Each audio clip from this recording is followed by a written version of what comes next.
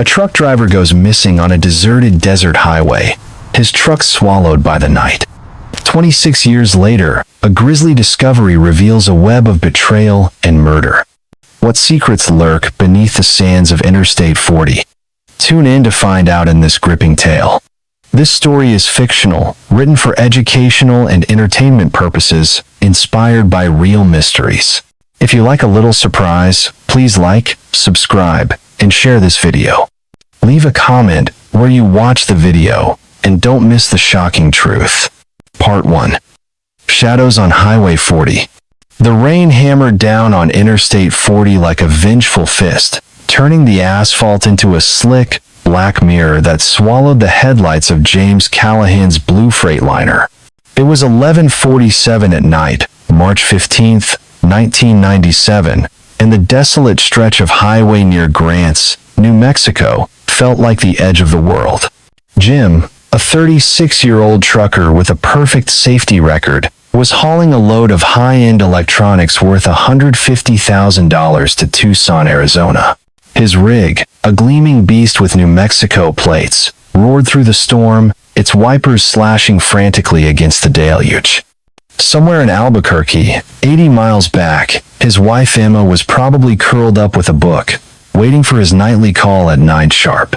That call was their anchor, their unshakable ritual, no matter how many miles separated them. But tonight, something was wrong terribly, gut-wrenchingly wrong. At the Southwest Hall Dispatch Center, a tired night clerk stared at a blinking screen. The GPS tracker on Jim's rig, a cutting-edge system for 1997, pinged its last signal at 11:47 and 30 seconds. Then, like a candle snuffed out, it went dead. Not a flicker, not a fade, just gone, as if the 40-foot truck had been yanked off the face of the earth. The clerk rubbed his eyes, thinking it was a glitch. He tried the CB radio, his voice crackling through the static. "Jim, you there, buddy? Come in, Blue Thunder." No response. He dialed Jim's cell phone, a clunky brick of a thing that Jim always kept charged and close, straight to voicemail. The clerk's stomach twisted. This wasn't just a dead battery or a bad signal. This was something else, something that made the hairs on his neck stand up. 80 miles away, another trucker, a grizzled veteran named Hank, was pulling into a rest stop just past Grants. He'd seen something out there in the rain, something that didn't sit right. A faint, ghostly flicker of light off the highway, like a signal flare that vanished as quickly as it appeared. And then, just for a split second, he swore he saw a shadow, a tall, hulking figure standing by the roadside, swallowed by the storm before he could get a good look. Hank shook it off, chalking it up to too many hours on the road and too many ghost stories swapped over diner coffee. But when he heard about Jim Callahan's disappearance the next day, that fleeting shadow would haunt him like a bad dream. Emma Callahan was pacing her small Albuquerque living room, the clock ticking past 10. The phone sat silent on the oak coffee table, mocking her with its stillness. Jim never missed their 9 o'clock call. Not in 12 years of marriage, not through blizzards or breakdowns, not even when he'd been laid up in a hospital bed with food poisoning back in '94. She tried his cell again, her fingers trembling as she dialed. Voicemail, again. Her heart pounded, a cold dread creeping up her spine. "Come on, Jim," she whispered, her voice barely audible over the rain drumming against the windows. "Where are you?" By midnight, Emma was on the phone with Southwest Hall's night dispatcher, a woman named Janet who sounded as rattled as Emma felt. "His GPS went offline at 11:47, Janet said, her voice tight. "We've been trying to reach him for hours. CB, cell, everything, nothing's getting through." Emma's knees buckled, and she sank onto the couch. "That's not possible," she said, her words sharp with panic. "Jim doesn't just vanish. He's the most reliable man I know. He'd crawl through a desert to make that call." "I know, honey," Janet replied, softening. "We're notifying the state police. They'll start searching at first light. Hang tight, okay?" Emma hung up, her mind racing. She pictured Jim's weathered hands gripping the steering wheel, his easy grin as he waved to the terminal security guard that morning. Everything had been normal, too normal, like the calm before a storm that rips your world apart. She grabbed a photo from the mantel, a snapshot of her and Jim on their honeymoon in Santa Fe, his arms slung around her shoulders, both of them laughing under a blazing desert sun. "You're coming home," she whispered to the photo, her voice breaking. "You have to." The New Mexico State Police hit the ground running at dawn, their helicopters chopping through the gray sky above Interstate 40. Search and rescue teams fanned out across the 80-mile stretch between Albuquerque and Grants, their dogs sniffing through sagebrush and rocky ditches. They checked every rest stop, every gas station, every dusty motel along the route. Nothing. No skid marks, no abandoned rig, no sign of a crash or a breakdown. It was as if Jim Callahan and his 40-foot Freightliner had been erased from existence. Detective Laura Bennett, a sharp-eyed FBI agent with a reputation for cracking impossible cases, was called in by noon. She stood at the Grants rest stop, her boots crunching on the gravel as she studied a map of Jim's route. The wind carried the faint howl of the desert, and Laura couldn't shake the feeling that this wasn't just a missing person case. "This guy's a pro," she said to her partner, a lanky trooper named Mike. 12 years, not a single ticket, not a single late delivery. You don't just vanish when you're that good. Mike nodded, squinting into the distance. His GPS was military grade, Laura. That thing doesn't just crap out. Someone or something killed it dead. Laura raised an eyebrow. Something? Don't start with the ghost stories, Mike. I've heard enough about the haunted highway nonsense. So, Mike shrugged, but his eyes lingered on the horizon. Folks around here talk, you know. They say Interstate 40's got a way of swallowing people whole, shadows in the dark, lights that don't belong.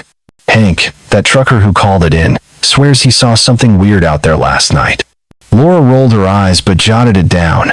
She didn't believe in ghosts, but she'd learned never to dismiss a witness's gut. "Let's talk to Hank," she said. "And get me everything on Jim Callahan, his routes, his habits, his enemies. Nobody this reliable just disappears." Hank was waiting at a diner in Grants, nursing a cup of black coffee that had gone cold hours ago. His hands, rough as sandpaper, fidgeted with a napkin as he recounted what he'd seen. "It was just a flash," he said, his voice low, like he was afraid the walls might hear. "I was pulling onto the shoulder to check my tires, and I saw this light blue, maybe green, flickering off the road. Thought it was another rig at first, but then it was gone. And there was this shape, tall, maybe 6 feet, standing right where the light had been. I blinked, and it was gone too." Laura leaned forward, her pen hovering over her notebook. "You sure it wasn't just the rain playing tricks, or another trucker taking a break?" Hank shook his head, his eyes haunted. "I've been driving these roads for 20 years, ma'am. I know tricks of the light. This wasn't that. It felt wrong, like something watching me." Mike glanced at Laura, his expression saying, "I told you so." She ignored him. "Did you see Jim's truck? Blue Freightliner? New Mexico plates?" "Nope," Hank said, "but I know Jim. Good guy. Never misses a call to his wife. If he's gone, something bad happened. Real bad." Laura thanked Hank and stepped outside, the desert wind tugging at her jacket. The story about the shadow nagged at her, but she pushed it aside. She needed facts, not folklore. Still, as she stared down the endless ribbon of Interstate 40, she couldn't shake the feeling that something was out there, lurking just beyond the headlights.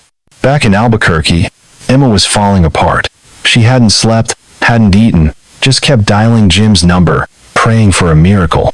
By the second day, her best friend, Clara Martinez, showed up at the house with a pot of green child stew and a fierce determination to keep Emma from unraveling. Clara, a 45-year-old widow who ran the Crossroads gas station in Gallup, knew lost too well her brother had vanished on a trucking route in 1985, never to be found.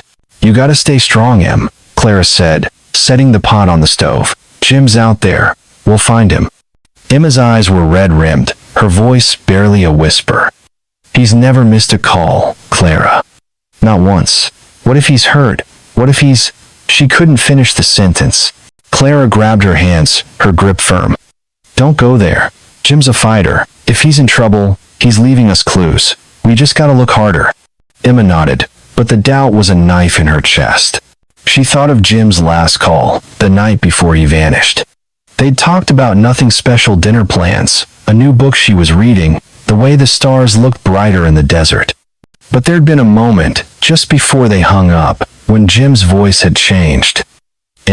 He'd said, hesitating.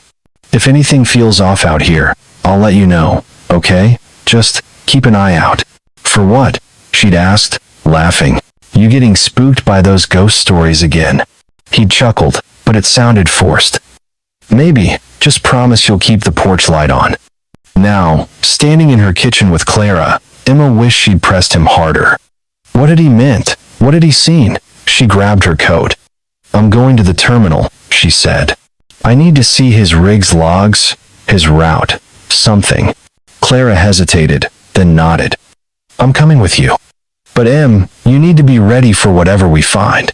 At the Southwest Hall terminal, Laura Bennett was already digging through Jim's records. His logbook was a model of precision, every stop, every fuel up, every mile meticulously noted. The morning of his disappearance, he'd signed out at 5:47, his neat handwriting as steady as ever. Security footage showed him inspecting his rig, checking tires, lights, and cargo straps with the focus of a surgeon. At 6:15, he'd pulled out of the lot, giving a two-finger wave to the guard, a guy named Pete. It was all so ordinary, so routine, that it made Laura's skin crawl. She interviewed Pete, who leaned against the guard shack, chewing on a toothpick. Jim was same as always, Pete said. Cool as a cucumber, cracking jokes about the weather. Said he'd be in Tucson by dinner. Anything unusual? Laura asked. Anyone hanging around the lot? Strange vehicles? Pete thought for a moment, then frowned. Now that you mention it, there was this guy. Showed up a couple hours after Jim left. Older fella, maybe 50, wearing mechanic's coveralls. No logo though. He was poking around the spot where Jim's rig had been parked, looking at the ground like he'd lost something. Laura's pulse quickened. You talked to him? Tried to, Pete said. Asked what he was doing. He mumbled something about checking for oil leaks, but he didn't have any ID or work order. When I pushed, he just walked off. Poof, gone. Laura scribbled furiously. A mysterious mechanic, a dead GPS, a shadow in the rain. This case was starting to feel like a puzzle with half the pieces missing. She called in a request for the terminal's security tapes, hoping they'd caught the guy's face. But deep down, she knew this wasn't a random breakdown or a runaway trucker. Jim Callahan had stumbled into something dark, something that didn't want to be found. That night, Emma and Clara sat in the terminal's break room, poring over Jim's route maps. The fluorescent lights buzzed overhead, casting harsh shadows. Emma traced her finger along Interstate 40, her voice trembling. He was right here, she said, pointing to Grants. 80 miles. How does a 40-foot truck just vanish? Clara squeezed her shoulder. We'll figure it out, Em. Maybe he left something, a note, a clue. Jim's smart like that. Emma nodded, but her eyes were distant. She thought of the stories Jim used to tell, late-night tales from other truckers about Interstate 40. They called it the haunted highway, a stretch where radios went staticky for no reason, where lights danced in the desert, where drivers sometimes never made it home. She'd always laugh them off, teasing Jim about his imagination. Now, those stories felt like warnings. As they left the terminal, a security guard stopped them. Mrs. Callahan, he said, holding out a small object. Found this in the lot, where Jim's rig was parked. Thought you should have it. Emma took it, her breath catching. It was Jim's lucky keychain, a tiny silver Coyote he'd bought on their honeymoon. He never drove without it. Her hand shook as she clutched it, a single question burning in her mind. Why was it here, and not with him? Laura Bennett stood alone on the shoulder of Interstate 40, the night closing in around her. The rain had stopped, but the air was heavy, thick with the scent of wet sagebrush.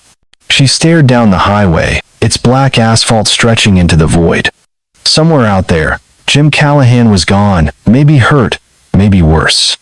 And someone, or something, had made sure he'd never be found. Her radio crackled, and Mike's voice came through. "Laura, we got a hit. A trucker just called in from Arizona. Says he saw Jim's rig last summer, parked at a dive bar in Flagstaff. Driver wasn't Jim though. Some guy with tattoos, acting real cagey." Laura's heart skipped. "Give me everything on that sighting," she said. "And Mike? Keep an eye out for that mechanic. Something tells me he's the key to this whole damn mess." As she hung up, a chill ran through her. The desert was silent, but it felt alive, watching, waiting. And somewhere in the darkness, a shadow lingered, whispering secrets that would unravel everything Laura thought she knew about Jim Callahan's disappearance. Part 2. Secrets Buried Deep. The New Mexico dawn broke cold and gray over Interstate 40, painting the desert in shades of ash and regret. Emma Callahan hadn't slept in 2 days, her eyes bloodshot from staring at the phone, willing it to ring with Jim's voice on the other end. The tiny silver Coyote keychain, the one she'd found at the Southwest Hall terminal, sat heavy in her pocket, a cruel reminder that her husband was out there somewhere lost in the vast, unforgiving sprawl of the desert. She stood in her Albuquerque kitchen, clutching a mug of coffee gone cold, while Clara Martinez bustled around, trying to keep her friend from falling apart. "We're gonna find him, Em," Clara said, her voice firm, but laced with worry. "Jim's too stubborn to just disappear." Emma's gaze drifted to the window, where the Sandia Mountains loomed like silent sentinels. "He's never missed a call, Clara," she whispered, her voice cracking. 12 years. Not once. Not through storms. Not when his rig broke down in Nevada. Not even when he was puking his guts out in that hospital. What could stop him now? Clara set a plate of toast on the table, her hands steady despite the knot in her chest. She'd been here before, 20 years ago, when her brother Eddie vanished on a trucking run near Gallup. No trace, no answers, just a void that never healed. "Maybe he's stuck somewhere," she said, forcing optimism. "Flat tire, bad signal. You know how spotty cell service gets out there." Emma shook her head, her fingers tightening around the keychain. "You don't get it. Jim's rig had GPS fancy stuff, military grade. They told me it went dead at 11:47, right outside Grants. Poof, like someone flipped a switch. That doesn't just happen, Clara." Clara sat across from her, her dark eyes searching Emma's face. "Then we keep pushing. We talk to the cops. We check his routes. We talk to every trucker who's ever driven that stretch. Someone saw something." Emma nodded, but the dread in her gut was a living thing, clawing at her insides. She thought of Jim's last call, his voice low and uneasy, warning her to keep an eye out. For what? She'd laughed it off, teasing him about ghost stories, but now those words felt like a prophecy. Something was wrong out there on Interstate 40, something that swallowed her husband whole. At the Grants rest stop, FBI agent Laura Bennett was knee-deep in a search that felt like chasing shadows. The New Mexico State Police had scoured every inch of the 80-mile stretch between Albuquerque and Grants, their helicopters buzzing like angry hornets over the sagebrush and sandstone. Search dogs sniffed through ditches and arroyos, their handlers shouting commands into the wind. Nothing. No skid marks, no debris, no sign of Jim Callahan's blue Freightliner or its $150,000 cargo. It was as if the desert itself had opened its jaws and gulped them down. Laura stood by the highway, her boots crunching on gravel, a map of Jim's route spread across the hood of her SUV. The wind tugged at the paper, threatening to rip it away. "This doesn't add up," she muttered to her partner, Mike, who was nursing a gas station coffee. "A 40-foot rig doesn't just vanish. No crash, no breakdown, no nothing. And that GPS? Southwest Hall said it was top of the line, practically unbreakable. So what the hell happened?" Mike shrugged, his eyes scanning the horizon. "Maybe he pulled off somewhere, got carjacked. Happens more than you'd think out here." Laura shot him a look. "Jim Callahan's got 12 years of perfect runs. No tickets, no accidents, no missed deliveries. You don't get that good, and then just let some punk jack your rig." Mike sipped his coffee, unfazed. "What about that trucker, Hank? Said he saw a shadow or something. Maybe it's tied to those stories about Interstate 40, you know, the haunted highway crap. Laura groaned, rubbing her temples. Not you too, Mike. I'm not chasing ghosts, I'm chasing facts. And right now, the fact is we've got a missing trucker, a dead GPS, and a witness who's half convinced he saw a phantom. Still, Hank's story gnawed at her. She'd interviewed him again that morning, his weathered face etched with unease as he described the flickering light and the tall, shadowy figure by the roadside. It wasn't right, he'd said, his voice barely above a whisper, like something out of a nightmare. Laura didn't buy the supernatural angle, but she couldn't shake the feeling that Hank had seen something real, something that held the key to Jim's disappearance. She pulled out her notebook, flipping to the page where she'd jotted down Pete's account of the mysterious mechanic at the terminal. We need to find that guy, she said. 50-ish, coveralls, no ID, poking around Jim's parking spot. That's not random. He knew something. Mike nodded. I'll get the security tapes pulled. Maybe we'll get lucky and catch his face. Laura's radio crackled, and a staticky voice cut through. Agent Bennett, we got a tip. Anonymous call from a payphone in Las Cruces. Guy says he saw Callahan's rig last summer, parked at a truck stop in Flagstaff. Blue Freightliner, New Mexico plates, Southwest Hall logo. But the driver? Definitely not Jim. Laura's pulse quickened. Description of the driver? Tattoos up both arms, young guy, maybe 30. Caller said he got real nervous when asked about the rig, took off fast. Track that payphone, Laura said, her voice sharp. And get me everything on that truck stop. If Jim's rig is still out there, someone's driving it, and they're not gonna like us sniffing around. Emma and Clara pulled into the Southwest Hall terminal just as the sun dipped below the horizon, casting long shadows across the lot.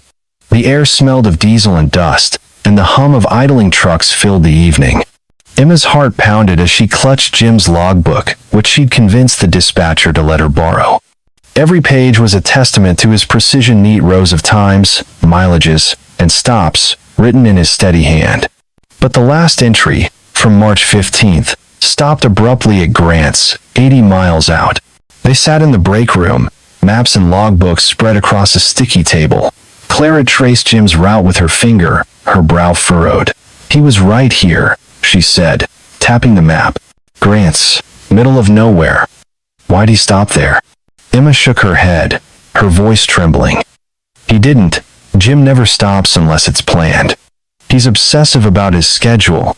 Something or someone made him pull over. Clara leaned back, her eyes narrowing. You think someone was waiting for him? Like a setup?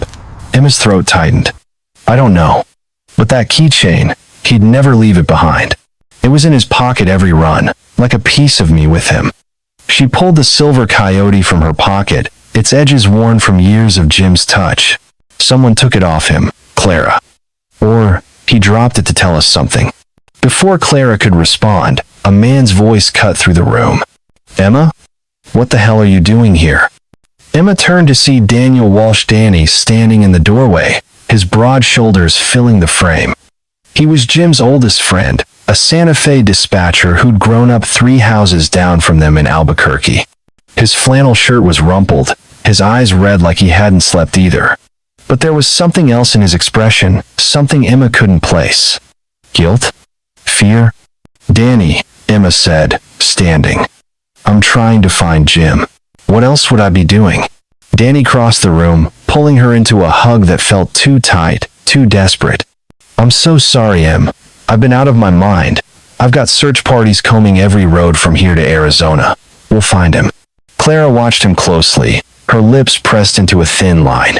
You were at the terminal that morning, right? She asked, her tone casual but pointed. Saw Jim before he left? Danny nodded, running a hand through his graying hair. Yeah, we grabbed coffee at the diner across the street. Same old Jim, joking about the rain, saying he'd be back in time for Emma's green chile enchiladas. He forced a smile, but it didn't reach his eyes. Emma frowned, a memory sparking. You didn't mention that before. You said you were in Santa Fe. Danny's smile faltered, just for a second. Did I? Must have mixed up my days. Been a blur, you know. He reached into his pocket, pulling out a pin to fidget with. Emma's breath caught it was Jim's pin, engraved with his initials, the one he used for his logbook. "Where'd you get that?" she asked, her voice sharp. Danny glanced at the pin, then shrugged. "This? Jim gave it to me years ago. Said it was lucky or something." He stuffed it back in his pocket, his movements too quick, too nervous. Clara exchanged a glance with Emma, her eyes saying what Emma couldn't voice, something's off. But before they could press him, Danny's phone rang, and he stepped outside to take it, his voice low and urgent. Emma leaned close to Clara, whispering, "He's hiding something. I can feel it." Clara nodded. "Let's keep an eye on him. And Em, don't let him know you're suspicious." "Not yet." Laura Bennett was back at the Grants rest stop, her flashlight cutting through the dusk as she walked the shoulder of Interstate 40. The search teams had packed up for the night, but she wasn't ready to quit. Something about this place, the eerie silence, the way the wind seemed to whisper through the sagebrush set her nerves on edge. She crouched by the spot where Hank had seen the shadow, her eyes scanning the ground for anything the teams might have missed. That's when she saw it, a glint of metal half buried in the dirt. She brushed away the sand, revealing a trucker's belt buckle, the kind with a big, gaudy eagle etched on it. It wasn't Jim's, his was plain leather, according to Emma, but it was fresh, not rusted or weathered. Someone had been here, recently, and they'd left this behind. "Mike," she called, waving him over. "Bag this, and get it to the lab. I want prints, DNA, the works." Mike jogged over, his flashlight bobbing. "You think it's connected?"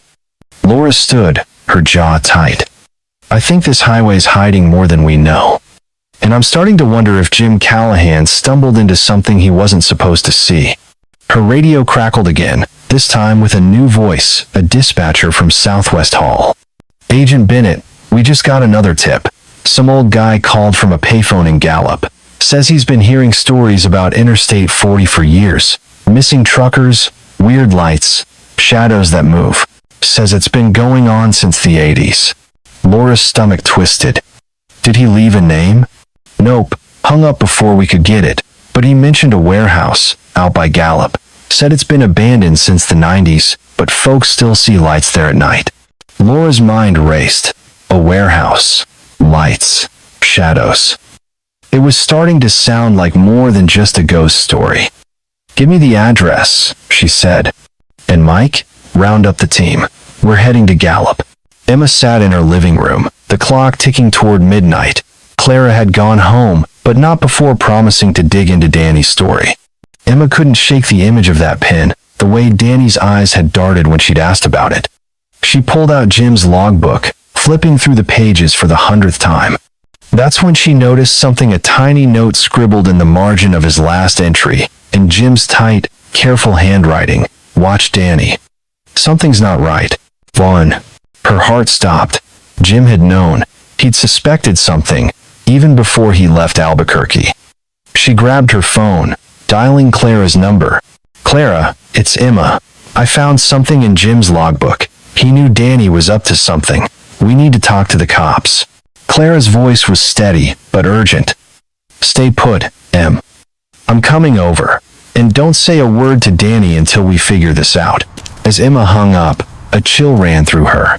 She thought of the stories Jim used to tell, the ones about Interstate 40 and its secrets, the haunted highway, where trucks vanished and shadows moved in the dark. She'd always dismissed them as tall tales, but now, with Jim gone and Danny's lies unraveling, those stories felt like a warning she'd ignored for too long. Outside, the wind howled, carrying the faint sound of a distant rig. Emma stepped to the window, peering into the night. For a moment, she swore she saw a flicker of light, a blue-green glow, just like Hank had described. It vanished as quickly as it came, leaving her staring into the black, endless void of the desert. Somewhere out there, Jim was waiting for her to find him. And she would, even if it meant facing the shadows herself. Part 3. Unearthed Horrors. The desert sun beat down on Gallup, New Mexico, turning the cracked asphalt outside Clara Martinez's Crossroads gas station into a shimmering mirage. It was March 12, 2023, and Clara stood with her hands on her hips, watching a demolition crew tear into the half-acre lot behind her station. She'd bought the land cheap, planning to expand her business with more pumps and a bigger parking lot for the massive RVs that rolled through on Interstate 40. The lot was dominated by a crumbling warehouse, abandoned since the early 90s, its rusted siding and broken windows a blight on her dreams. But today, as the crew's excavator clawed through the dirt, Clara's plans were about to unearth something far darker than old concrete and weeds. Jake Rivera, the crew's foreman, was guiding the excavator when the machine hit something solid, sending a shudder through the ground. "Hold up," Jake shouted, waving his arms.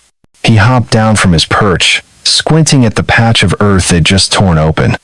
"What the hell's that?" he muttered, kneeling to brush away the dirt. Underneath, a glint of blue paint caught the sun, followed by the unmistakable curve of a chrome bumper. Jake's heart skipped. This wasn't a septic tank or a forgotten foundation. This was a vehicle, a big one.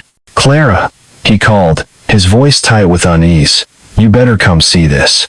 Clara jogged over, her boots kicking up dust. She peered into the pit, her breath catching as the shape became clear. The cab of a commercial truck, buried 12 feet deep, its blue paint still vibrant despite decades underground.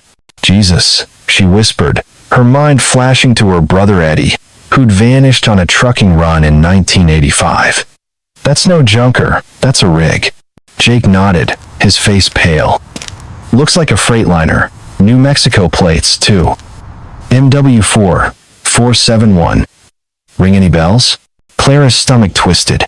She didn't know the plates, but she knew the stories, the whispers about Interstate 40, the haunted highway, where truckers disappeared without a trace. She pulled out her phone, her fingers trembling as she dialed 911. "This is Clara Martinez at Crossroads gas station in Gallup," she said when the operator answered. "We just dug up a truck, buried, like someone didn't want it found. You need to send someone out here. Now."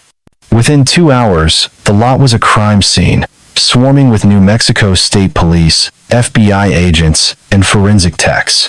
Agent Laura Bennett stood at the edge of the pit, her arms crossed, her sharp eyes taking in every detail. The truck was a blue Freightliner, just as Jake had said, with Southwest Hall's logo still faintly visible on the door. The plates matched the ones registered to James Callahan, the trucker who'd vanished 26 years ago, on his way to Tucson. Laura's pulse quickened. This wasn't just a cold case anymore. It was a bombshell, a buried secret clawing its way to the surface. "Give me a full excavation team." Laura barked to her partner, Mike, who was scribbling notes nearby. "And I want this area locked down tight. No press, no gawkers. If this is Callahan's rig, we're looking at a crime scene that's been hidden for decades." Mike nodded, his face grim. "You think he's in there? Jim, I mean." Laura's jaw tightened. "If he is, he's not driving anymore. But I'm betting whoever buried this didn't expect us to find it." Clara stood nearby, her arms wrapped around herself as she watched the techs swarm the pit. She'd seen enough true crime shows to know what a find like this meant. Murder, cover-up, maybe worse. Her thoughts kept drifting to Eddie, her brother, whose own disappearance had never been solved. "Agent Bennett," she said, stepping forward. "My brother went missing in '85, same kind of deal.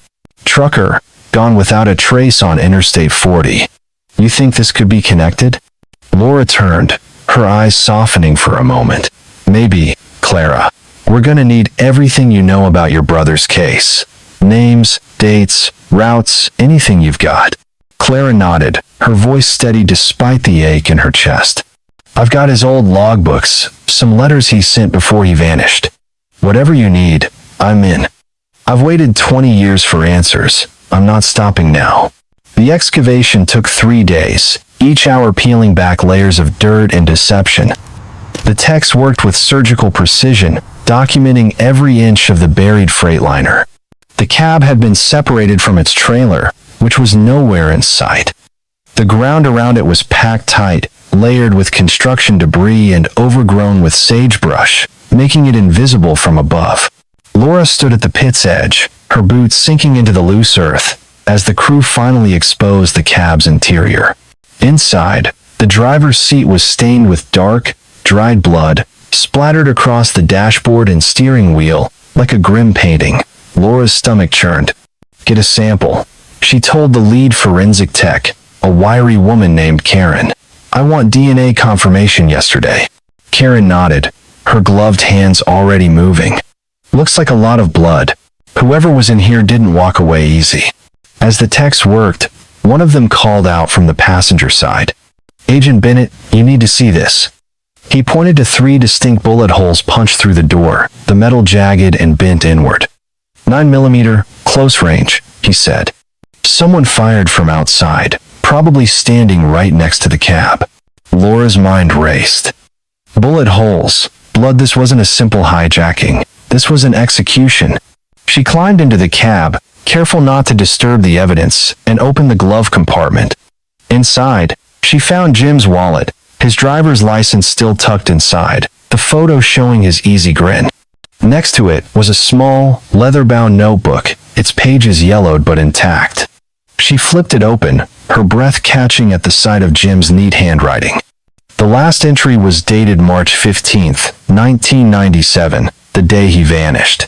Most of it was standard mileage, fuel stops, cargo details, but the final page was different. In hurried, jagged script, it read, "They're going to kill me. The warehouse knows everything." The words sent a chill down Laura's spine. She turned the page, hoping for more, but the next few were torn out, leaving only frayed edges. "Karen," Laura called, holding up the notebook. "Bag this. And check for prints, fibers, anything. This is our smoking gun." Karen took the notebook, her eyes wide. He knew he was in trouble. Wrote this while they were closing in. Laura nodded, her mind spinning. A warehouse. Jim had known something, seen something, and it had cost him his life.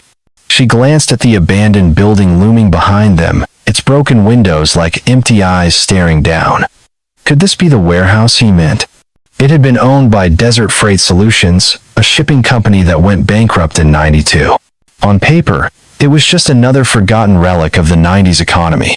But Laura's gut told her it was more a lair, a tomb, a secret kept for decades. Clara stood by the gas station's counter, her hand shaking as she poured coffee for the FBI agents now using her office as a command post. The discovery of the truck had hit her hard, stirring up memories of Eddie's disappearance. She'd been 25 when he vanished, a kid just starting out, and the not knowing had carved a hole in her heart. Now, watching Laura and her team swarm the warehouse, she felt a spark of hope and dread. If this was connected to Eddie, what else would they find? Laura approached her, holding a tablet with a map of the area. "Clara, this warehouse, Desert Freight Solutions. You ever hear anything about it? Rumors? Stories? Anything?" Clara frowned, thinking back. Folks used to say it was bad news. Truckers would talk about lights flickering inside at night, long after it shut down. Some said they heard noises, screams, maybe, or machines running. I always thought it was just ghost stories, you know? Like the ones about Interstate 40. Laura's eyes narrowed. "Ghost stories don't bury 40-foot trucks. I'm going in. You want to come?" Clara hesitated, then nodded. For Eddie, "Yeah, I'm in." The warehouse was a cavernous shell, 40,000 square feet of concrete and steel, its walls covered in graffiti and its floor littered with broken glass. From the outside, it looked dead, abandoned to time and the desert. But inside, Laura and Clara found something that made their blood run cold. Tucked in the northwest corner, hidden behind stacks of rotting pallets and tarps, was a workshop sophisticated, professional, and chillingly out of place. Welding torches, cutting tools, and an industrial paint booth lined the walls, all coated in a thin layer of dust but clearly used in the past. A shelf held cans of blue paint, the exact shade of Jim's Freightliner. Laura's flashlight swept over a workbench, revealing tools designed for altering vehicle identification numbers, grinders, etching kits, fake plates. "This isn't a warehouse," she said, her voice low. "It's a chop shop." They were stripping trucks, repainting them, selling them off. Clara's eyes caught something else, strange symbols carved into the concrete wall, jagged and uneven, like they'd been scratched with a knife. They weren't random graffiti, they looked deliberate, almost ritualistic. "What the hell are these?" she asked, her voice trembling. Laura crouched, tracing the symbols with her finger. "Could be gang tags, or something else. Navajo, maybe? You know anyone who could read these?" Clara nodded, thinking of Lila Begay, a Navajo journalist who'd been digging into missing truckers for years. Lila might. She's been chasing stories like this forever. Before Laura could respond, a tech called from across the warehouse. "Agent Bennett, over here." He was standing by a section of the concrete floor, newer and smoother than the rest, its edges slightly raised. "This doesn't match," he said. "Looks like someone poured fresh concrete, maybe to cover something up." Laura's heart raced. "Get the ground penetrating radar," she ordered. "If there's something under there, I want to know what." The radar arrived an hour later, its screen lighting up with anomalies beneath the floor, large, hollow voids that screamed of buried secrets. Laura stood back as the crew brought in a small excavator, the machine's teeth biting into the concrete with a grinding roar. Clara watched from the sidelines, her hands clenched, memories of Eddie flooding back. She'd been here before, hoping for answers, only to be met with silence. But this time felt different, heavier, darker, like the desert itself was holding its breath. The concrete gave way, revealing a pit filled with dirt and debris. As the crew dug deeper, they uncovered another vehicle, not a truck this time, but a delivery van, its frame stripped and its plates removed. Then another, a cargo truck, its cargo bay empty. By the time they hit the third vehicle, Laura knew they'd stumbled into something massive, a graveyard of stolen rigs, hidden for decades. "Keep going," she told the crew, her voice steady despite the knot in her stomach. "There's more down there." The final find was the trailer from Jim's Freightliner, still loaded with the electronics he'd been hauling to Tucson. The boxes were sealed, untouched, worth $150,000 in 1997. But it was the personal items that stopped Laura cold. Wallets, driver's licenses, logbooks, and family photos, belonging to at least 6 other truckers who'd vanished between 1985 and 2000. One of the licenses was Eddie Martinez's, his young face staring up from the dust. Clara gasped, tears streaming down her face. "That's him," she whispered. "That's my brother." Laura put a hand on her shoulder, her voice soft but firm. "We're gonna get justice, Clara. For Eddie, for Jim, for all of them." That night, Laura sat in Clara's office, the excavated items spread across a table. The notebook from Jim's glove compartment lay open, its cryptic message burned into her mind. "The warehouse knows everything." She thought of the symbols on the wall, the chop shop, the buried vehicles. This wasn't just a hijacking ring. It was a machine, cold and ruthless, preying on truckers for years. And someone had been pulling the strings, someone with access to routes, schedules, and cargo details. Her phone buzzed, and Mike's voice came through. "Laura, we got a hit on those paint cans. Chemical match to the Freightliner. Whoever buried that rig was working out of this warehouse." Laura's eyes drifted to the symbols again, a chill creeping up her spine. "Mike, get Lila Begay on the phone. I want to know what those carvings mean, and pull everything you can on Desert Freight Solutions. This place wasn't abandoned, it was a front." As she hung up, Clara stepped into the room, her face set with determination. "I'm not letting this go, Laura. Eddie's down there, and so's Jim's story. What's next?" Laura met her gaze, her voice hard as steel. "We dig deeper. Whoever did this thought they could bury the truth forever. They're about to learn they were wrong." The warehouse loomed outside, its shadows stretching across the desert like fingers reaching for the stars. Somewhere in its depths, the answers to Jim Callahan's fate, and so many others, were waiting to be uncovered. But with every secret they pulled from the ground, Laura couldn't shake the feeling that something darker was watching, waiting for its turn to strike. Part 4. Truths Unearthed. The Gallup warehouse stood like a silent predator under the New Mexico stars, its rusted walls hiding a sinister past that was clawing its way into the light. Agent Laura Bennett paced the makeshift command center in Clara Martinez's gas station office, her boots scuffing the linoleum floor. The discovery of Jim Callahan's buried Freightliner, along with the remains of other stolen rigs and personal effects from 6 missing truckers, had turned a 26-year-old cold case into a blazing inferno of questions. The cryptic note in Jim's notebook, "They're going to kill me. The warehouse knows everything," burned in Laura's mind, a desperate plea from a man who'd seen too much. But who were they? And how had a 40-foot truck been buried 12 feet deep without anyone noticing? Laura's team had spent the last 24 hours tearing through the warehouse, cataloging every tool, paint can, and carved symbol in the hidden chop shop. The evidence pointed to a sophisticated operation, one that didn't just steal trucks, but erased them, repainting and re-registering them for the black market. The symbols on the wall, jagged and unsettling, hinted at something deeper, maybe even ritualistic. Laura didn't buy the ghost stories about Interstate 40, but she couldn't ignore the chill they sent down her spine. She needed answers, and she needed them fast. Clara sat across from her, flipping through her brother Eddie's old logbook, her fingers tracing his faded handwriting. "Eddie used to talk about this stretch," she said, her voice low. "Said there were guys you didn't cross, guys who knew every route, every cargo. I thought he was just paranoid." Laura leaned forward, her eyes sharp. "Did he ever mention Desert Freight Solutions, or anyone specific?" Clara shook her head. "Not by name, but he said once, after a run, that he saw something he shouldn't have. A truck being loaded in the middle of nowhere. No lights, no logos. He never told me more. Then he was gone." Laura jotted it down, her mind racing. A truck, a secret deal, a disappearance.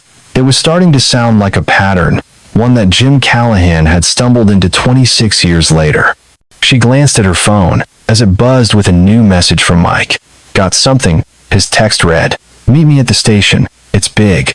At the Gallup police station, Mike was waiting with a stack of files and a grim expression. "We dug into Desert Freight Solutions," he said, spreading the papers across a table. "Company went bankrupt in '92, but it wasn't just bad business. It was a front owned by a shell corporation tied to organized crime in El Paso. They specialized in high-value cargo, electronics, pharmaceuticals, luxury goods. Guess who had access to their schedules?" Laura's stomach twisted. "Let me guess. Someone in the trucking industry." Mike nodded, sliding a photo across the table. It was a grainy shot from a 1997 security camera, showing a man in his 50s, wearing unmarked mechanic's coveralls, poking around the Southwest Hall terminal lot where Jim's rig had been parked. "This guy," Mike said. "Frank Russo, former security guard for Desert Freight. Got a rap sheet for petty theft, but we think he was their muscle, and he wasn't working alone." "No." Laura studied the photo, her pulse quickening. "Who else?" "Tony Delgado," Mike said, pulling out another file. "Mechanic, genius with engines, but a real head case. Word is, he treated stolen rigs like art projects, repainting them, carving up VINs, making them disappear. He's got ties to a cartel in Juarez. Died in a shootout in 2008, but back in '97, he was their go-to guy for making trucks vanish." New. Laura's mind flashed to the paint cans in the warehouse, a perfect match for Jim's Freightliner. So Russo and Delgado were running a hijacking ring, using the warehouse as a base, but they needed someone on the inside, someone with access to routes and manifests. Mike's eyes darkened. "That's where it gets ugly. We pulled phone records from '97. Guess who was calling Russo the day before Jim went missing?" Laura's breath caught. "Daniel Walsh?" "Bingo," Mike said.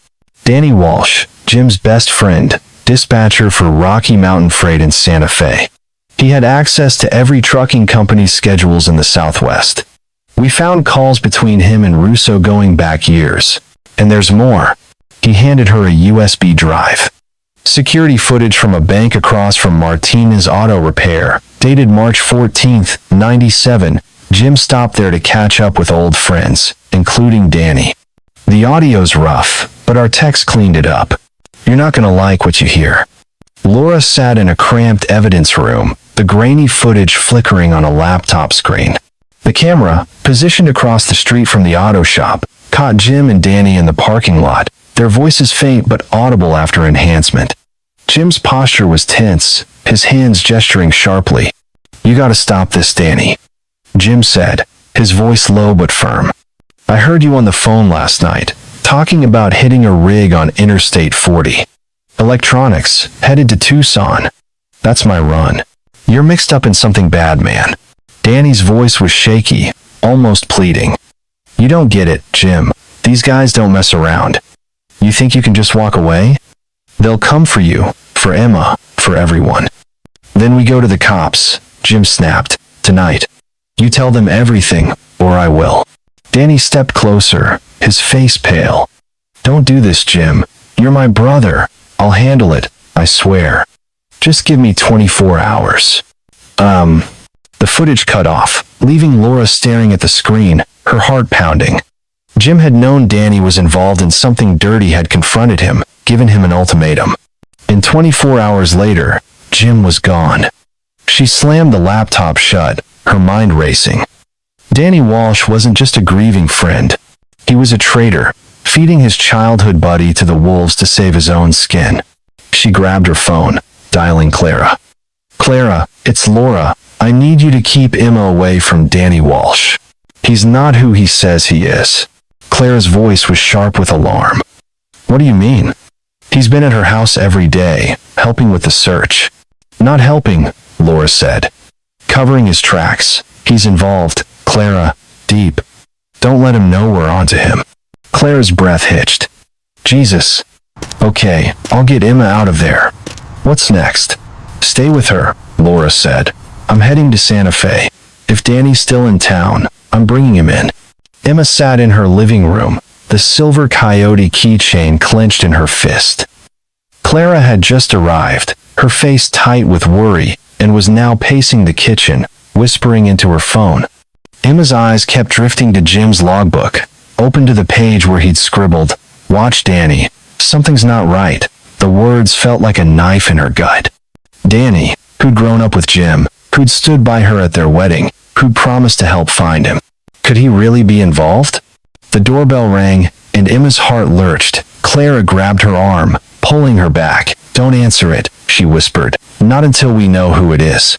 Emma peered through the peephole, her breath catching. It was Danny, his flannel shirt rumpled, his eyes darting nervously. You in there?" he called, his voice strained. "I got a lead on Jim. Can we talk?" Clara shook her head, her voice barely audible. "Don't open it. Something's wrong." Emma's hand hovered over the doorknob, her mind screaming with doubt. But before she could decide, Danny pounded on the door, harder this time. "Emma, open up. It's important." Clara pulled her phone out, texting Laura. "Danny's here. Acting weird. Hurry." In Santa Fe, Laura sped toward Rocky Mountain Freight's dispatch office, her SUV's tires screeching on the asphalt. She'd called for backup, but she wasn't waiting. If Danny was there, she'd confront him herself. The office was a low brick building, its parking lot half empty under the midday sun. She stormed inside, flashing her badge at the startled receptionist. "Daniel Walsh. Where is he?" The receptionist stammered. He left about an hour ago. Said he had a family emergency in Albuquerque." Laura's blood ran cold. "Get me his home address, now." As she raced back to her SUV, her phone buzzed with Clara's text. Danny was at Emma's house, and he wasn't acting like a friend.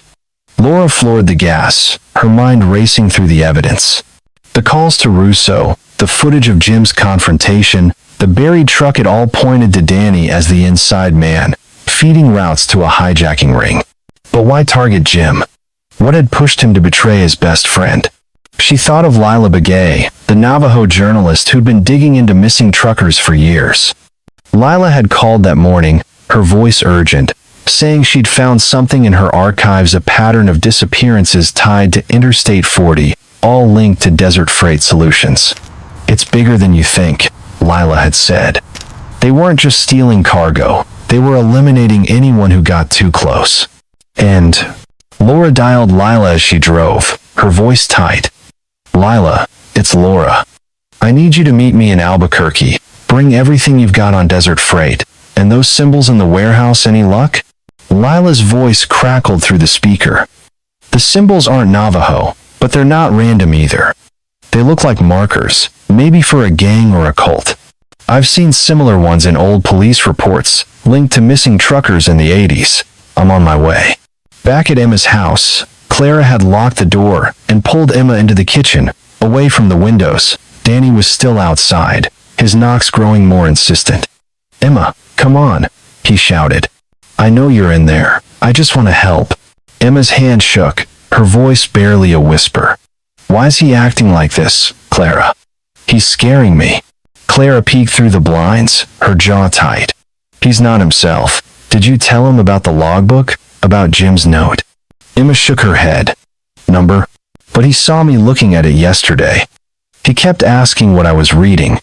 Clara's eyes narrowed. "He knows you're onto him. We need to get you out of here." Before they could move, the back door rattled, and Danny's voice came through, softer now, almost pleading. I'm not the bad guy here. Jim got mixed up in something big. I tried to warn him, but he wouldn't listen. Let me in, and I'll explain everything." Emma's heart pounded, torn between fear and the flicker of doubt. Danny had been Jim's brother in all but blood. Could he really have hurt him? She stepped toward the door, but Clara grabbed her arm. "Don't," she hissed. "Wait for Laura." Outside, Danny's footsteps faded, replaced by the roar of an engine. Clara peered out, her face paling. "He's leaving," in a pickup, headed west. Emma sank onto a chair, her mind reeling. "What's happening, Clara? Why is he running?"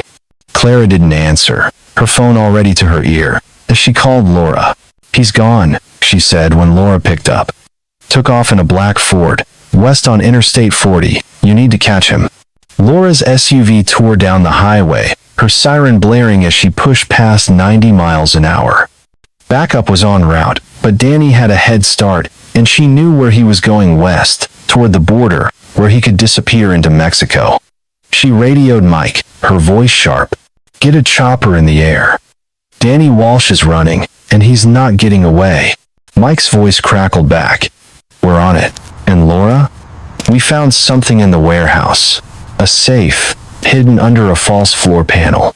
Took us hours to crack it, but it's got files, names, dates, routes. At least 12 truckers, missing between 85 and 2000. One of them's Eddie Martinez." Laura's grip tightened on the wheel. "And Jim Callahan?" "His name's there too," Mike said. "Listed with a code name. The dispatcher. Guess who that points to?" Laura's jaw clenched. "Danny Walsh. The bastard sold out his best friend." She hung up, her eyes locked on the road. The desert stretched out around her, vast and unforgiving, hiding secrets in its shadows. Danny had played the loyal friend for 26 years, sitting in Emma's living room, organizing search parties, lying through his teeth. But the truth was catching up, and Laura was going to make sure it hit him like a freight train.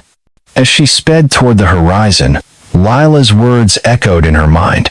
They were eliminating anyone who got too close. Jim had gotten too close, had heard something he shouldn't have, and Danny had made sure he paid the price. But what had Jim known? And what else was buried in that warehouse, waiting to be uncovered? The radio crackled again, this time with a new voice, a trooper in a chopper overhead. "Agent Bennett, we've got eyes on a black Ford pickup, mile marker 120, westbound. He's hauling ass." Laura floored the gas, her heart pounding. "Stay on him," she said. "He's not slipping through my fingers." The chase was on, and the desert was watching, its secrets unraveling with every mile. But as Laura closed in on Danny, a new question gnawed at her. What had Jim seen that was worth killing for? And who else was still out there, guarding the truth with blood? Part 5. The Chase and the Betrayal. The New Mexico desert blurred past Agent Laura Bennett's SUV, a screaming blur of sand and sagebrush under the relentless noon sun.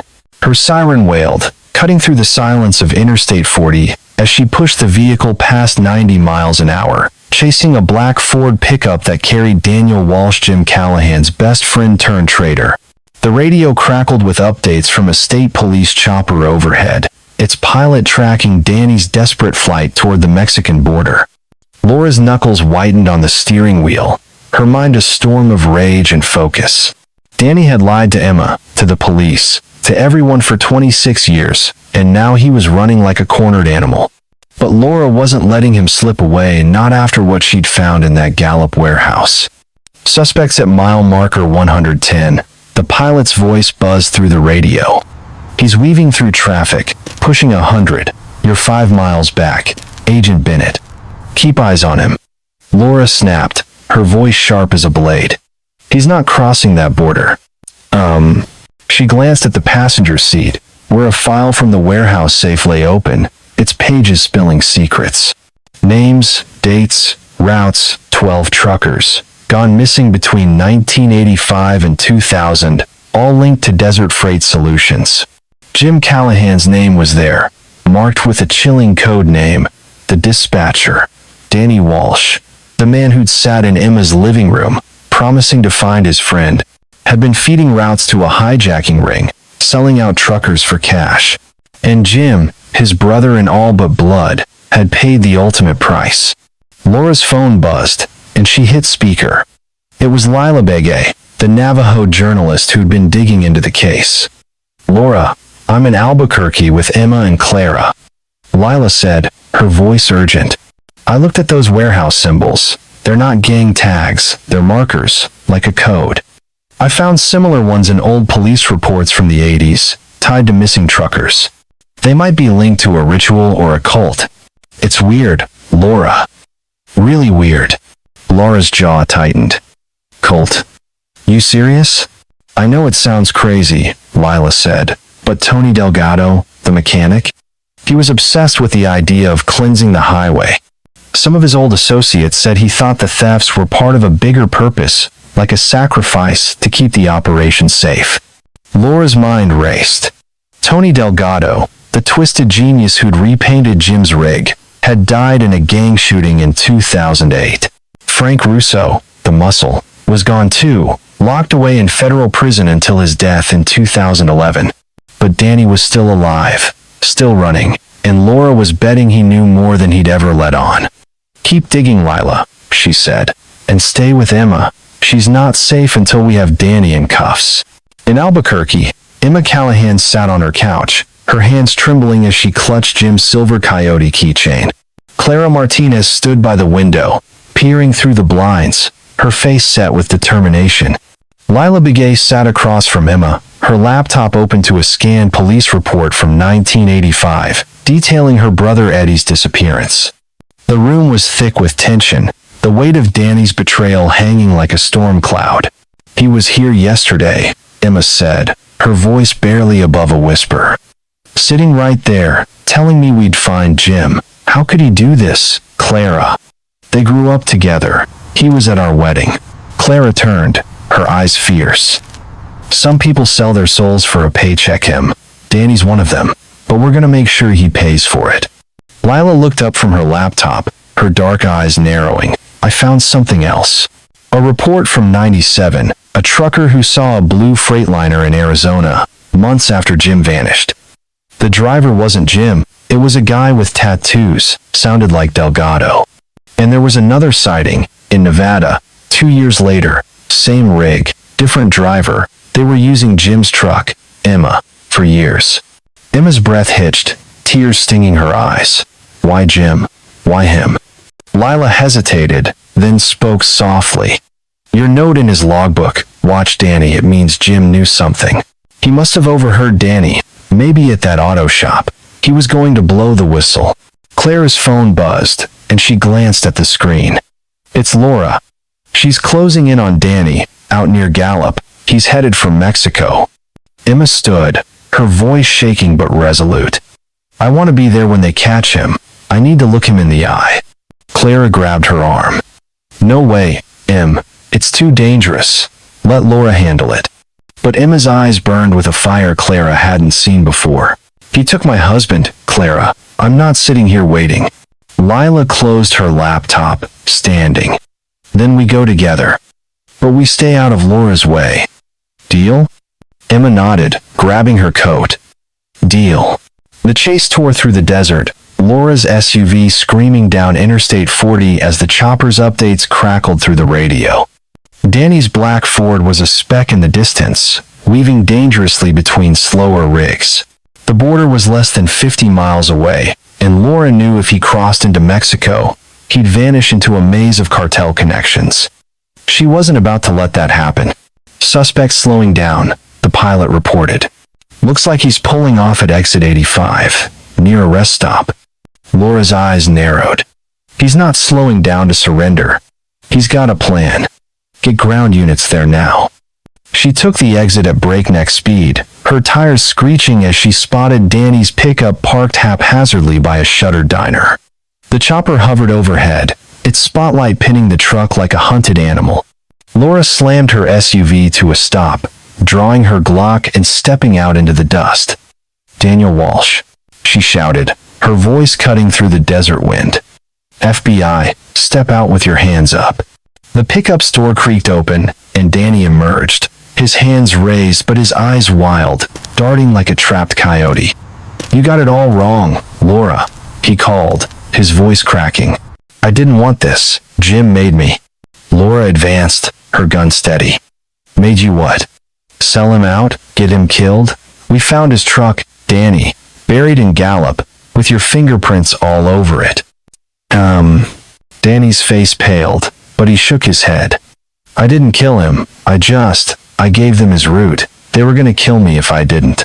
"Them who?" Laura demanded, closing the distance. "Russo? Delgado? Who else was in on this?" Danny's eyes flicked to the desert, as if expecting rescue. "You don't get it. They weren't just thieves. They had a system, a whole damn empire. I was just a cog, Laura, a nobody." Laura's radio crackled, and Mike's voice came through. "Backup's 2 minutes out. Hold him there." But Danny wasn't waiting. He bolted, sprinting toward a cluster of sagebrush, his boots kicking up clouds of dust. Laura cursed and gave chase, her legs pumping as she shouted into her radio. "He's running. West of the diner, heading into the brush." The chopper swung low, its spotlight sweeping the desert, catching Danny's flannel shirt as he stumbled over rocks. Laura was faster, her training kicking in, closing the gap in seconds. She tackled him to the ground, pinning his arms as he thrashed. "Stop fighting, Danny," she growled. "It's over." He went limp, his breath ragged. "You don't know what you're up against," he panted. "They're still out there, the warehouse. It's not the only one." Laura cuffed him, her heart pounding. "Who's still out there? Talk, or I swear I'll bury you in a cell so deep you'll never see daylight." Danny's eyes were hollow, his voice barely a whisper. "Check the land near the old Navajo ruins, 10 miles north of Gallup. That's where they took him. That's where Jim is." Back in Albuquerque, Emma, Clara, and Lila pulled into a gas station just outside Gallup, their nerves frayed from the tense drive. Laura had called, telling them to stay put, but Emma couldn't sit still, not with Danny caught and the truth so close. She paced by the car, the coyote keychain glinting in her hand. "He knew," she said, her voice trembling. "Jim knew Danny was dirty, and he still trusted him. Why didn't he tell me?" Clara put a hand on her shoulder. "He was protecting you, Em. That's who Jim was." Lila, standing by the car, looked up from her phone. Laura just texted. "They've got Danny in custody, and he's talking. Said something about a site near Navajo ruins. They're sending a team to dig." Emma's heart lurched. "Dig? You mean Jim?" Lila nodded, her face grim. "They don't know yet, but Danny scared Emma. Whatever he's hiding, it's big." Clara's eyes narrowed. "What about those symbols in the warehouse? You said they might be ritualistic?" Lila hesitated, then pulled up a photo on her phone, showing the jagged carvings. "I talked to an elder in my community. These aren't Navajo, but they're close imitations, maybe." Delgado was obsessed with the idea of protecting the operation, like it was some kind of sacred mission. He carved those symbols on every truck they buried, like a mark to ward off spirits. Emma's stomach twisted. "You're saying this was some kind of cult?" "Not exactly," Lila said. more like Delgado's twisted way of justifying what they did, but it made them bold untouchable. They thought no one would ever find the trucks. Laura sat across from Danny in a Gallup interrogation room, the fluorescent lights buzzing overhead. He looked smaller now, deflated, his flannel shirt stained with sweat and dirt. The cuffs on his wrists clinked as he shifted, avoiding her gaze. "I didn't want Jim to die," he said, his voice low. "I told him to back off, to keep his mouth shut. But he was going to go to the cops." Laura leaned forward, her eyes like daggers. "So you sold him out?" Gave Russo and Delgado his route, his rig's description, everything. "You knew they'd kill him." Danny's hand shook. "I didn't know. I thought they'd just scare him. Take the cargo. But Delgado, he was crazy. Said Jim was a threat to the order. He shot him, Laura. I wasn't even there." Laura slid a photo across the table. Jim's wallet, found in the buried Freightliner, next to his blood-stained seat. "Then explain this. And the ring, the watch, the honeymoon photo we found in your garage. You kept trophies, Danny. You're no victim." Danny's face crumpled, tears streaming down his cheeks. "I kept them to remember him. He was my brother, Laura. I didn't want to forget." Laura's voice was ice. "You don't get to play the grieving friend. You betrayed him, and you've been lying to Emma for 26 years. Where's his body?" Danny swallowed hard, his eyes darting to the door. "The ruins, north of Gallup. They buried him there, in a dry wash. Delgado said it was sacred ground to him." Laura stood, her chair scraping the floor. "You're coming with us. If you're lying, I'll make sure you rot in a cell for the rest of your life." The excavation team moved to the Navajo ruins site that evening, their floodlights casting eerie shadows across the desert. Emma, Clara, and Lila stood at the edge of the dig, their breath visible in the cold night air. Laura oversaw the operation, her face grim as the crew's shovels bit into the earth. Danny sat in the back of a police van, his head bowed, refusing to meet Emma's eyes.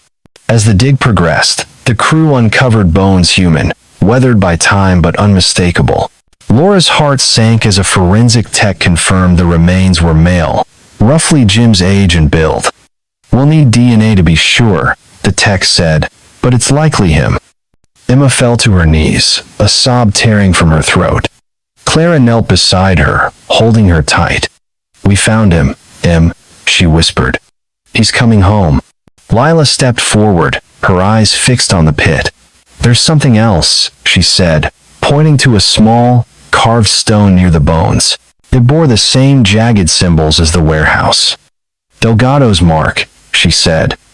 "He thought this was his legacy." Laura's radio crackled, and Mike's voice came through. "Laura, we got a problem." Another anonymous call, from a payphone in El Paso. Caller said the operation didn't end with Delgado and Russo. "There's another warehouse, out near Las Cruces, and they're still active." Laura's blood ran cold. She turned to Danny, who was staring at the ground, his face ashen. "What aren't you telling me, Danny?" she demanded. "Who's still out there?" Danny's voice was barely audible. "They never stopped. The highway? It's still hungry." The desert night closed in around them, the wind whispering secrets that refused to stay buried. Jim Callahan's body might have been found, but the truth was far from complete. Somewhere out there, the shadows of Interstate 40 were still watching, waiting for their next move. Part 6. Justice and Legacy. The Gallup Desert was silent under a sky bruised with dawn, the air heavy with the weight of truths unearthed. Emma Callahan stood by the excavation site near the Navajo ruins, her arms wrapped tight around herself, the silver coyote keychain glinting in her clenched fist. The bones found in the dry wash, likely Jim's, pending DNA confirmation lay carefully bagged, a somber testament to a 26-year search. Clara Martinez stood beside her, a steady hand on Emma's shoulder, while Lila Begay watched the horizon, her face etched with quiet resolve. Agent Laura Bennett oversaw the scene, her jaw set as she processed Danny Walsh's chilling words from the interrogation. They never stopped. The highway.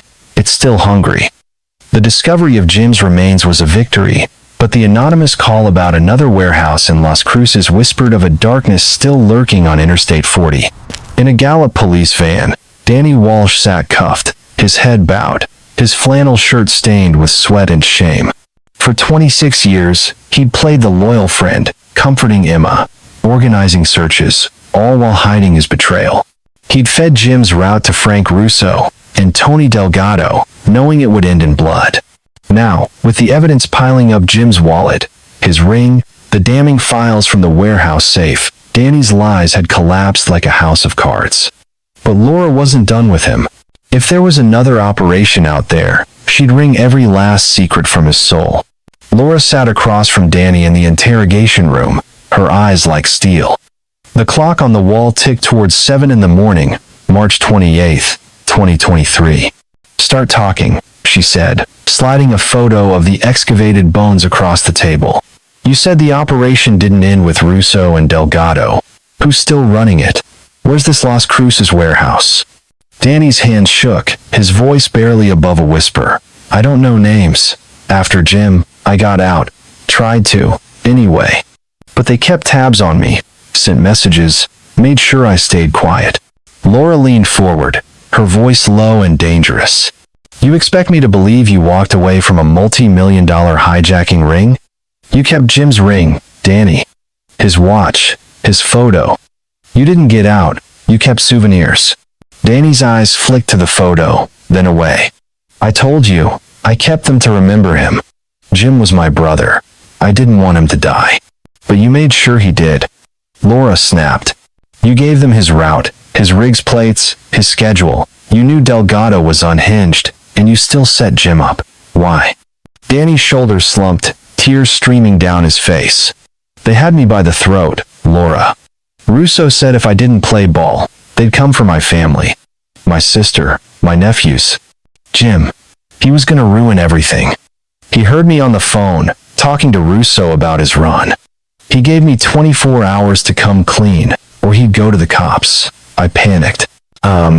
Laura's stomach churned, but she kept her face hard. "So you chose money over your best friend, and now you're saying there's more out there. Give me something I can use, Danny, or I'll make sure you never see daylight again." Danny swallowed hard, his voice breaking. "Las Cruces, near the old rail yard. There's a storage facility, looks abandoned, but isn't. They move cargo there, electronics, drugs, whatever's hot. I don't know who runs it now, but it's the same game. Inside men, chop shops, bodies if anyone gets too close." Laura stood, her chair scraping the floor. "You're coming with us to Las Cruces. If you're lying, you'll wish you'd stayed in that desert." Emma, Clara, and Lila sat in Clara's gas station office, the morning sun streaming through the dusty blinds. Emma's eyes were red-rimmed, her voice hoarse from crying, but there was a new strength in her posture. Finding Jim's remains had shattered her, but it had also lit a fire. "He fought for what was right," she said, clutching the keychain. "Even when it cost him everything. I'm not letting his story end here." Clara nodded, her face fierce. "We're with you, Em. Jim's death broke open their whole operation. He's a hero." Lila closed her laptop, her dark eyes thoughtful. "I've been cross-referencing the warehouse files with my reports. 12 of those truckers, including Eddie, were targeted because they saw something: shipments, secret deals, maybe even the chop shops. Delgado's symbols were his way of marking them, like a twisted signature. But Danny's talk of Las Cruces, it means someone's still carrying that torch. I mean." Emma looked at her, her voice steady. "Then we keep fighting. For Jim, for Eddie, for all of them. What can we do?" Lila hesitated, then spoke softly. "I'm meeting with my elders tomorrow. They're planning a ceremony at the ruined site to honor the dead and cleanse the land. You should come, Emma. It might bring you peace." Emma nodded, her eyes distant. "I'll be there. But first, I want to face Danny. I need to hear it from him why he did this." Clara put a hand on her arm. "Laura's got him locked down. You sure you're ready for that?" Emma's jaw tightened.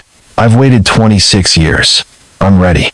The trial came fast, a whirlwind of evidence and emotion that gripped New Mexico. By October 2023, Danny Walsh stood in an Albuquerque courtroom, facing charges of first-degree murder, racketeering, and conspiracy. The prosecution laid out a damning case: the buried freightliner, Jim's blood-stained cab, the bullet holes, the notebook, the files from the warehouse safe, and the personal items found in Danny's garage.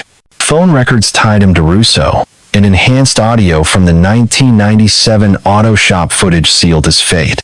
The jury took 3 hours to convict, sentencing him to life without parole. Danny's confession on the stand was a gut punch. Jim was going to ruin everything, he said, his voice flat, devoid of remorse. We had a good thing going, millions in cargo, clean and quiet. He wanted to tear it down over some dumb sense of right and wrong.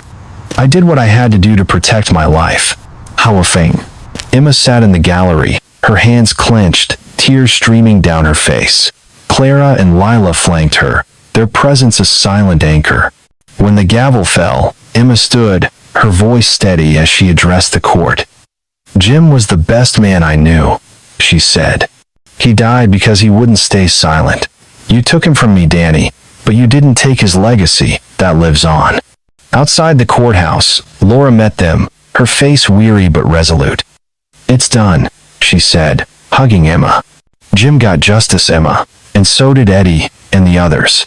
Emma nodded, her eyes fixed on the horizon. It's not enough, not until we know no one else has to go through this. Laura's jaw tightened. We're raiding the Las Cruces site next week.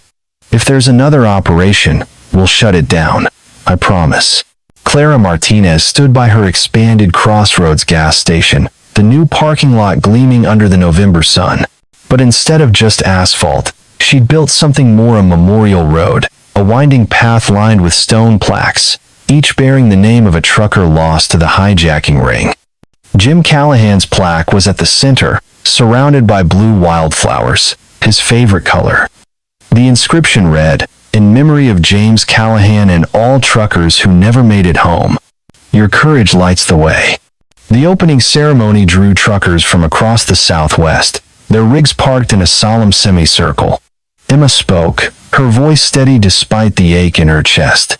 Jim loved this highway, she said, her eyes sweeping the crowd. He believed in doing right, no matter the cost. This road honors him, and all of you who keep America moving. Stay vigilant, look out for each other, because the road doesn't have to be the end. Clara stepped forward, her voice thick with emotion. My brother Eddie's here too, she said, touching his plaque. This is for him, for Jim, for every family still waiting. We won't forget. Lila performed a Navajo blessing, her voice rising over the desert wind, calling for peace for the dead and strength for the living.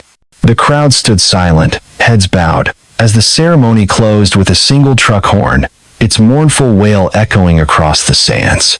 Laura sat in her Albuquerque office, a stack of files on her desk. The Las Cruces raid had been a bust. The storage facility was empty, stripped clean, as if someone had been tipped off. But the files from Gallup had sparked a national task force dedicated to crimes against truckers. New GPS systems, emergency protocols, and training programs were rolling out, inspired by Jim's case. Laura had been tapped to lead the task force, a role she accepted with grim determination. She leaned back, her eyes on a framed photo of Jim and Emma, taken from their honeymoon. You started this, Jim, she murmured. We're finishing it. Her phone buzzed, and she answered, expecting Mike. Instead, it was a voice she didn't know, low and raspy, from an untraceable number. Agent Bennett, the caller said. You're digging where you shouldn't. The highway's not done with you. Laura's blood ran cold, but her voice was steel.